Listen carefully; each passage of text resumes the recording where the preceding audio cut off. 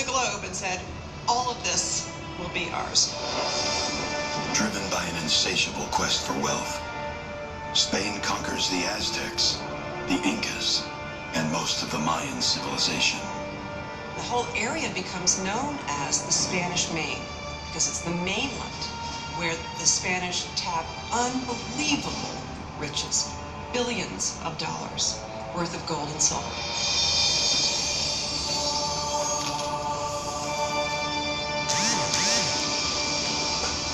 There is no treasure to be mined in the Caribbean, but the islands offer a much-needed stopping point on the 6 to 8 week journey to Spain. The Spanish would stop and get up and get water and food for their trip home. And one of the things they did was they released livestock on these islands, and the cattle and hogs flourished. This plentiful food supply also attracts a very tough breed of adventurers. Maverick intruders, mostly from France, England, and Holland. Some of them are riffraff, former prisoners, they're people who can't find jobs, vagabonds. If they can get on a ship, work their way over, they can jump ship and end up living on these islands and living off the meat. It's also a place for adventurers.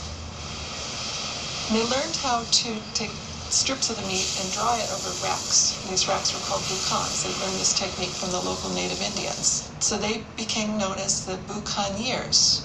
That's sort of the French term, and then that got anglicized into the word buccaneer. So originally, buccaneer meant jerky makers.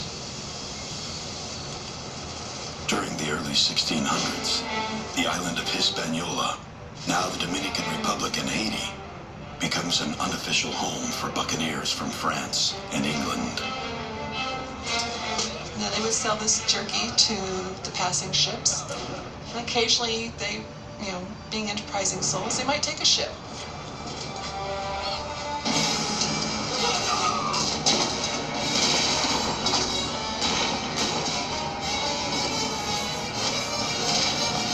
When the Spanish started getting rattled about this French presence and English presence, they started killing off the wild cattle and pigs. Then the bucanier had to really try to find some other way of making a living. And so if that community stops hunting boar and bull and they start hunting people, most specifically Spaniards. The Spanish created the Pirates of the Caribbean. For the governments of England and France, the buccaneers are the perfect weapon to harass the Spanish, allowing both countries to open up new territory in the Caribbean. In 1654, Oliver Cromwell, Lord Protector of England, sets his sights on the island of Hispaniola. 4,000 miles to the east, at Portsmouth, England, a massive invasion fleet is assembled. 18 warships, 20 transport vessels, 3,000 men. On Christmas Day, 1654, the British force prepares to leave. Among those who volunteer is a young ensign from Wales. Henry Morgan. Sign you. Henry Morgan will eventually become the greatest buccaneer admiral in history. Ensign. Known worldwide as the Sword of England. Did you see Morgan? Sign it. Aye. Edward Morgan's nephew? Aye, and the nephew of Thomas Morgan as well. Morgan was very well connected. One uncle was a general in Charles's Royalist army, and another uncle, Thomas Morgan, was a general in Cromwell's army. And I think from their exploits, he learned an awful lot about warfare leadership.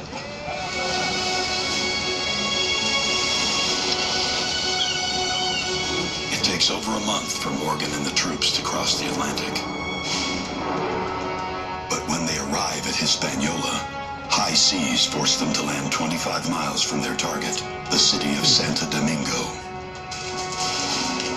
So much for our surprise attack. It takes the British troops 3 days to reach the outskirts of Santo Domingo. The Spanish were prepared.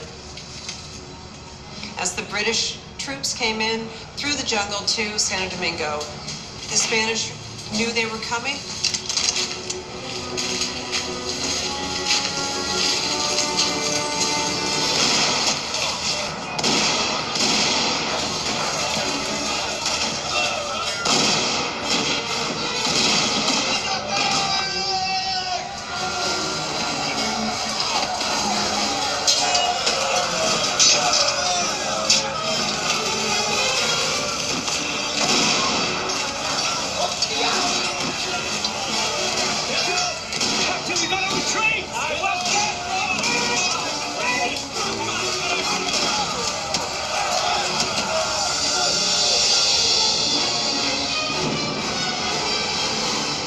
The English are decimated and beat a hasty retreat through the jungle. And it looks like the whole thing is going to hell in a handbag. They can't go back home and say, oh, it's been a complete failure. So they look around and they invade Jamaica.